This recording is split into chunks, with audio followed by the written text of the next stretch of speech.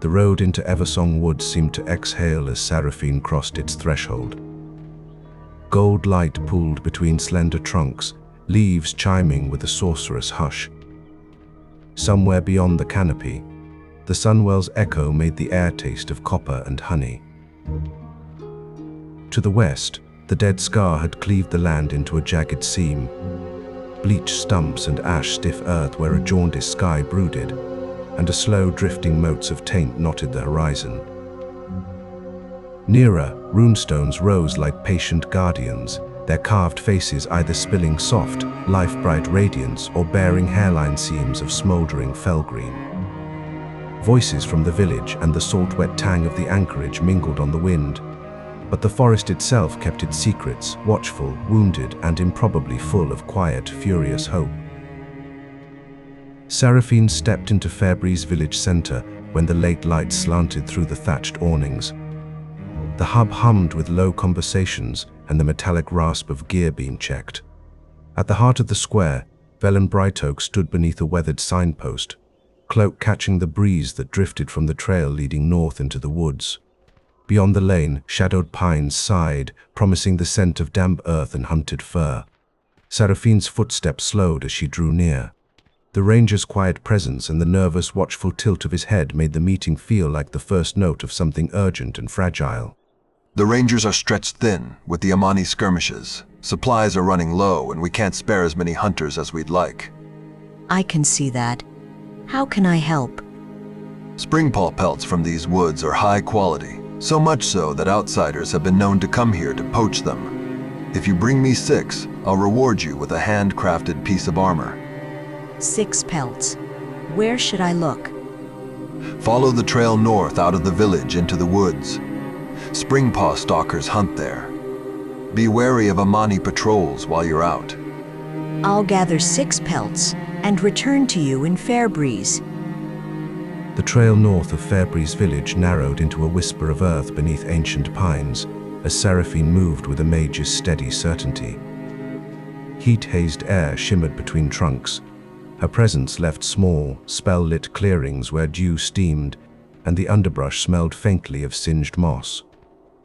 Springpaw stalkers slipped like shadows through ferns, skittish at the flare of controlled flame that flared then died, enough to scatter timid litters and unnerve more stubborn hunters without turning the woods to ruin.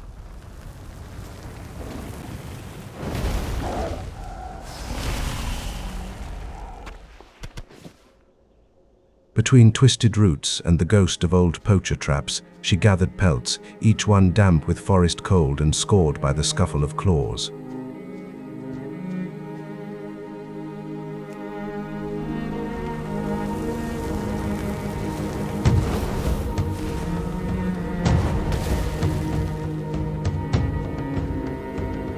Amani drums echoed distant and indifferent. The traces of night elf poachers lay like old scars beneath fallen bark.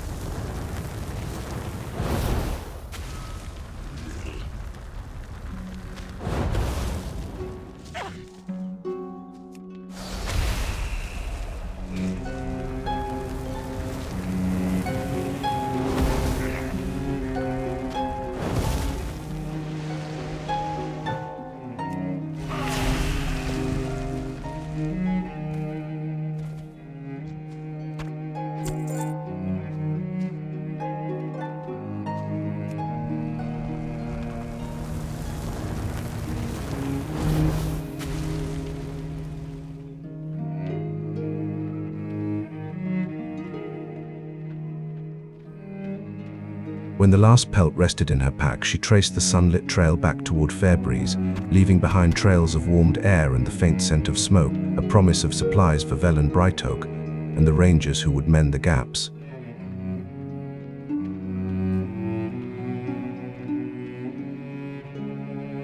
You're back. Good. These pelts will do perfectly, Sarephine. They'll resupply our rangers and give me the materials to mend armor. I'm glad they're useful. I gathered as many as I could while the village held. Take this piece of armor as a token of thanks. With what you've brought, I'll craft more and patch what our defenders need. Understood. The rangers are stretched thin. I'll keep watch and be ready to help where I'm needed next. The wind over Fairbreeze Village carried the tang of sap and distant smoke as Sarephine left the thicket of her last task behind. Footsteps fell easy on packed earth, momentum from the pelt runs lending a quiet confidence to her stride. Around the village center, lanterns swung beneath carved eaves and laundry fluttered between timbered homes, the inn sign creaking above its door. She moved toward Marniel Amberlight at the inn, where the hum of conversation softened against the wider hush of the Eversong Woods. Something tautened in the air, a restless hush that made the trees seem to listen.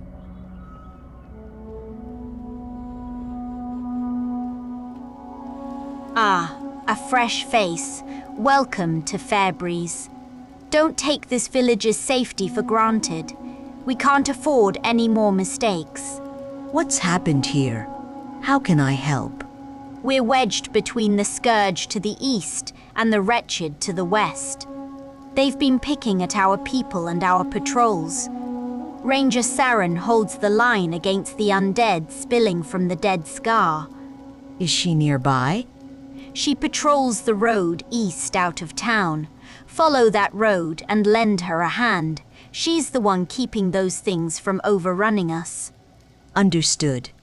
I'll head out at once. The morning light over Fairbreeze Village burned with a copper edge as Sarephine approached the cobbled lanes. Crimson and gold pennants snapped above the village center, their colors smeared with smoke. Outside Marniel Amberlight's modest inn and beneath the watchful eaves of the Dragonhawk stables, Ranger Sareyn held the line at the Dead Scar Ridge.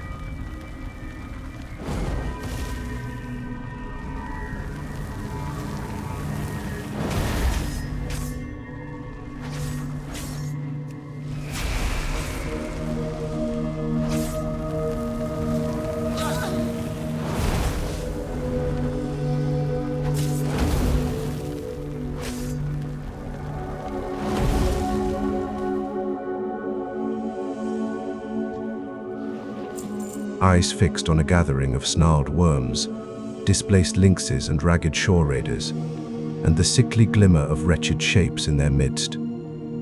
You're back, good. We need every able hand watching these approaches. What did you find out?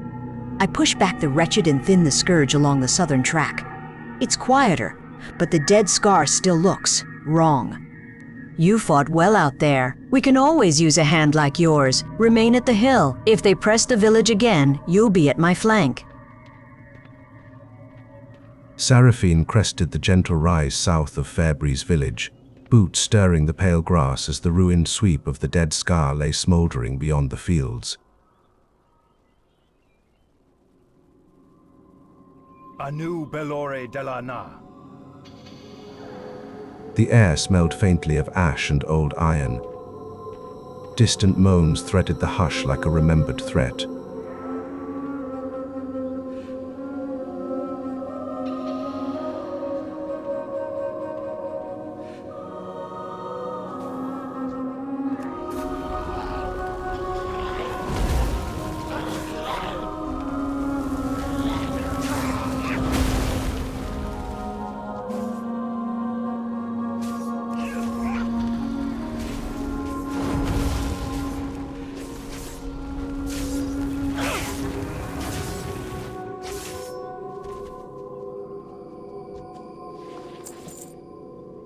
Sarephine carried the momentum of the previous encounter like a steady heartbeat, unease folded into resolve as footsteps slowed and the world seemed to hold its breath between two fragile borders.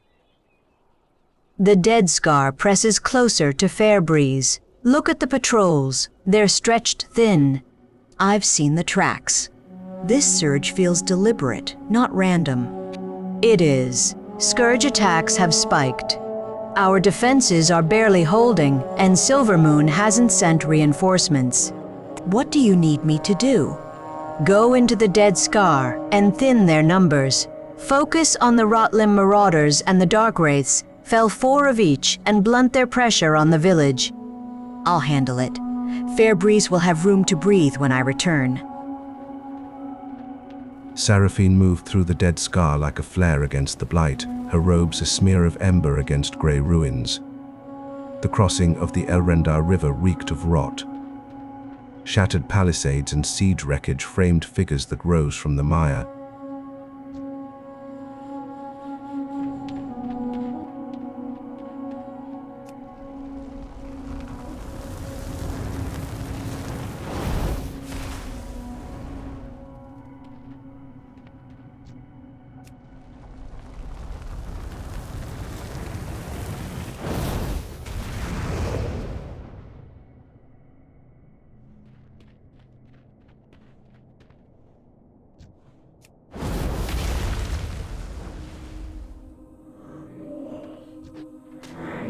I need to target something first.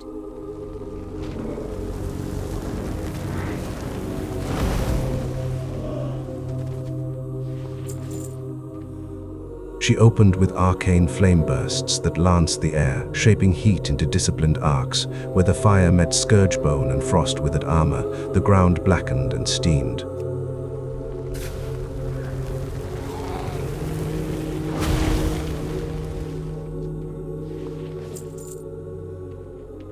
Rotlim marauders fell in crooked heaps, their hollow eyes reflecting her light, and dark wraiths that hunted the river's shadow recoiled beneath her precise torrents of flame.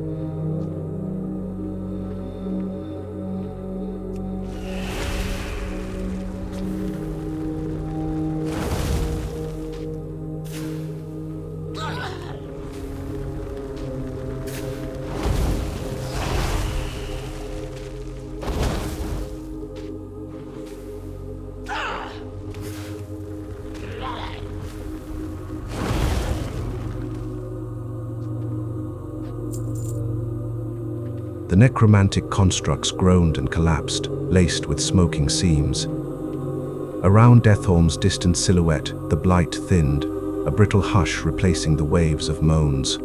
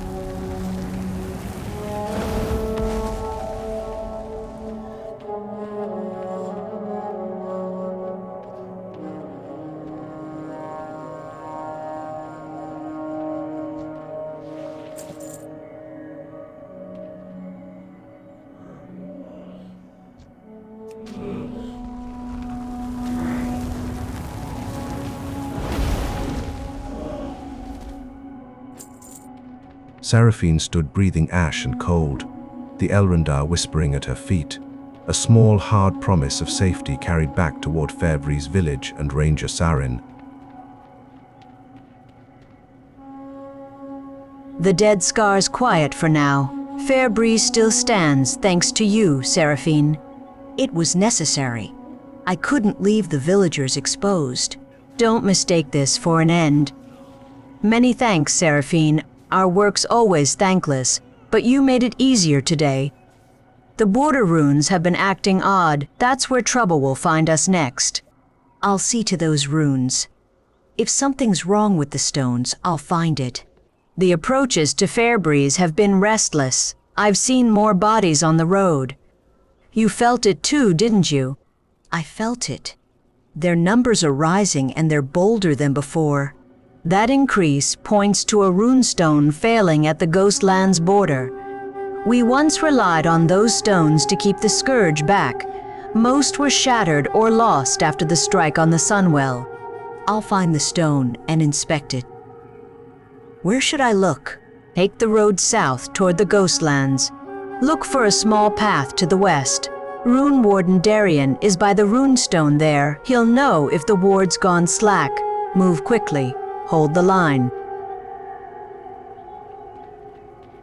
The wind of the Elrendar carried ash and the sharp tang of arcane rot as Sarephine came upon Runewarden Deryan by Runestone Falithas, where the Eversong border crouched like a held breath. Scorched earth and the skeletal hollows of the dead scar framed their approach. Farstrider banners clung to scorched posts. The runestone's glyphs dimmed and stuttered, veins of ley light interrupted by a blackened sheen. Sarephine moved with wary precision.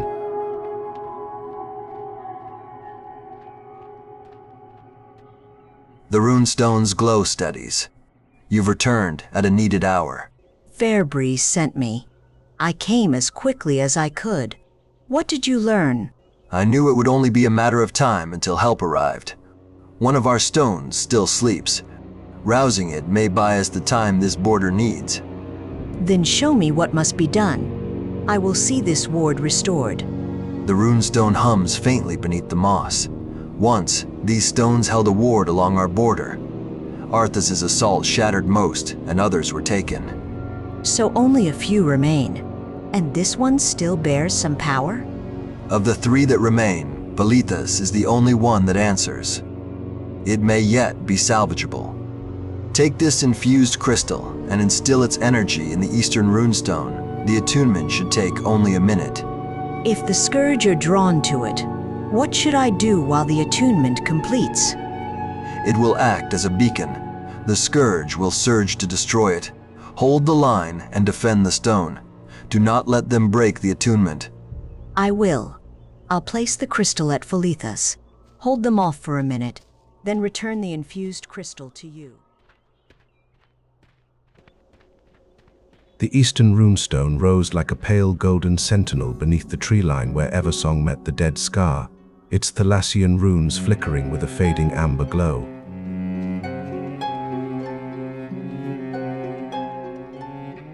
Sarephine set the infused crystal into the stone's heart, and heat answered her touch. Flaring tongues of flame licked outward, signing the old magics awake. From the shadowed trees the Scourge surged.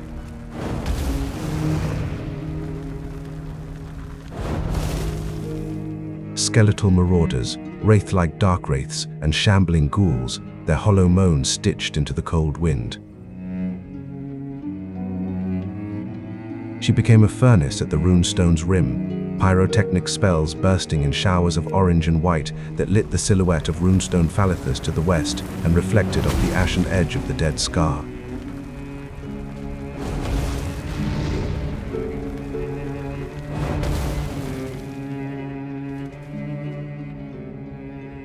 Each explosive flare drove the hulking corpses back, each searing arc buying time as the runes mended.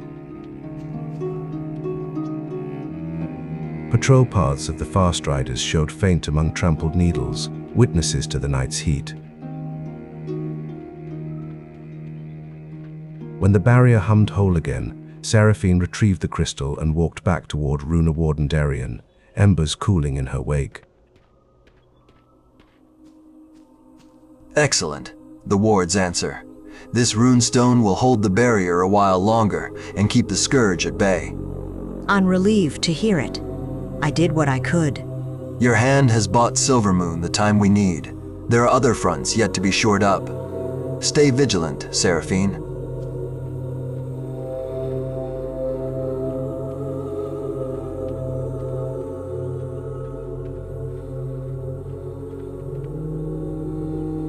Sarephine stood on Fairbreeze's sun-bleached cobbles, the last of Eversong's golden light pooling at her boots. The runestones behind her hummed low, their runes healed and tired. Across the ridge, the dead scar still smoked, a pale scar against the green.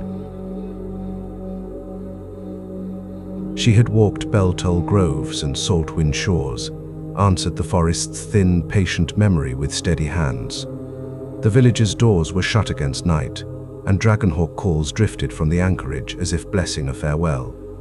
She left the woods with a quietness in her chest, an ache braided with assurance, and with the sense that other thresholds waited, watching.